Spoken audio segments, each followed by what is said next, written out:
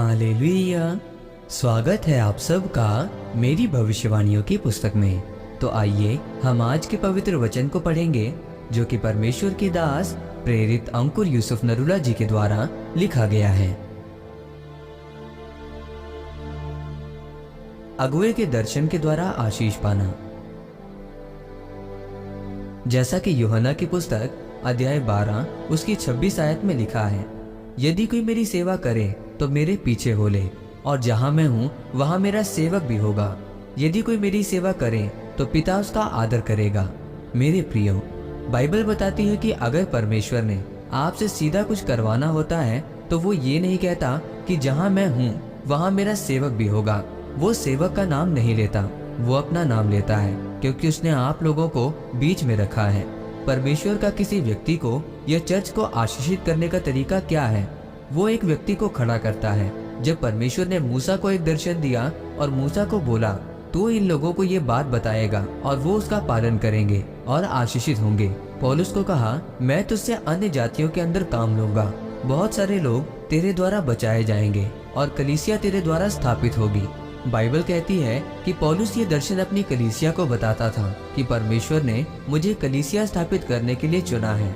अगर तुम्हें लगता है कि कलीसिया मेरे आर्थिक लाभ के लिए है तो इसलिए मैं तुम लोगों से तनख्वाह नहीं लूंगा, इसीलिए मैं अपना काम खुद करूंगा, लेकिन तुम्हारा पैसा मैं परमेश्वर के कामों में खर्च करूंगा, ताकि लोग ये ना कह पाए कि मैं अधिक चर्च बना रहा हूँ क्योंकि मुझे अधिक पैसा चाहिए।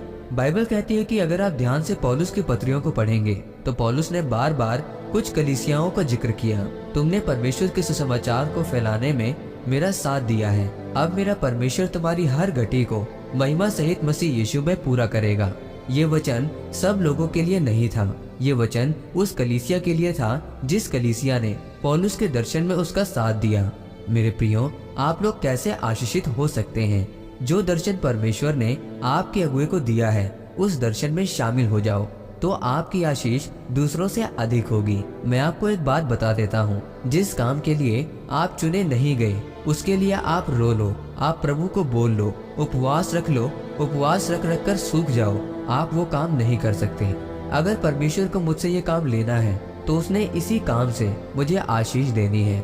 मैं नहीं कहता कि परमेश्वर में बड़ा बिजनेसमैन बन के लाखों करोड़ों रुपए चर्च में दे दूंगा। मैं उपवास कर रहा हूँ, मेरा बिजनेस बढ़ जाए। परमेश्वर बोलेगा ये मेरी योजना नहीं है, मेरी योजना कुछ और है। मैंने देखा है आज लोगों को परमेश्वर की योजना समझते समझते 10 साल 15 साल लग जाते हैं। मेरे प्रियो, जिस काम के लिए परमेश्वर ने आपको चुना है उसे समझने के लिए आपको उपवास, प्रार्थना और आपके अगुए की सलाह चाहिए। जिस काम के लिए आत्मिक रीति में जोर लगता है वो काम कभी परमेश्वर की ओर से नहीं होता है, और जो काम बहाव में चलता है, जो प्रतिदिन चल रहा है, वो परमेश्वर की ओर से है।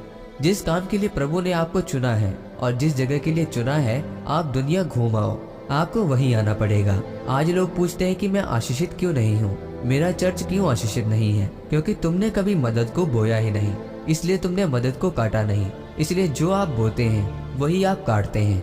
आमीन।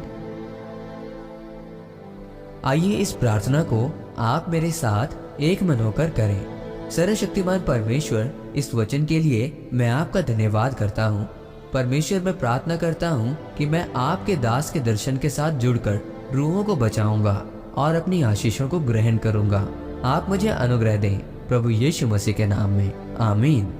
परमेश्वर आप सबको आज के वचन के ऊपर मनन करने के द्वारा आशीषित करे, आमीन।